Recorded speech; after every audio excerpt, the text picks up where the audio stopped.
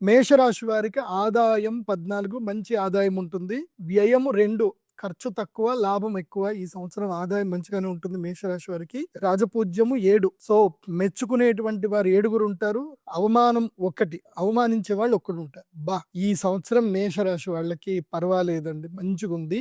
సంవత్సరానికి సంబంధించిన లెక్కల ప్రకారం మాత్రం బాగానే ఉంది. కానీ ఏలినాటి శని వెనకనే ఉంటాడు. శని మీ వెనకున్నాడు. అంటే 12వ స్థానంలో ఉన్నాడు శనిగ్రహం. ఆయన కొరడా పట్టుకొని కొడతానే ఉంటాడు, అత్యాశ పెడతానే ఉంటాడు, కళ్ళల్లో నీళ్లు రాపిస్తాడు. నెత్తి మీద ఉంటాడుగా, ఇప్పుడు నెత్తి మీద నుంచి ఇక్కడ దిగుతాడు, కన్నీళ్ళకి దిగుతాడు ఇక్కడ నుంచి. సో, వినకూడనివి వింటారు, మాట్లాడకూడనివి మాట్లాడతారు, చూడకూడనివి చూస్తారు, కళ్ళు ఏడుస్తాయి. ఇది జరుగుతుంది. మేషరాశి వాళ్ళకి ఏలినాటి శని ప్రభావం గట్టిగా ఉంటుంది. అందుకే నీలాల మాల ఒకటి ఉంటుంది, మయూరమాల ఒకటి ఉంటుంది. ఆ మయూరమాలని తప్పకుండా మేషరాశి వాళ్ళందరూ ధరించండి. ఈ ఆదాయం కలగాలి అన్నా, వ్యయం తగ్గాలి అన్నా మీరు మాత్రం మయూరమాల ధరిస్తేనే శని బాధ తగ్గుతుంది. తప్పకుండా హనుమాన్ చాలీసా చదువుకోవాల్సింది.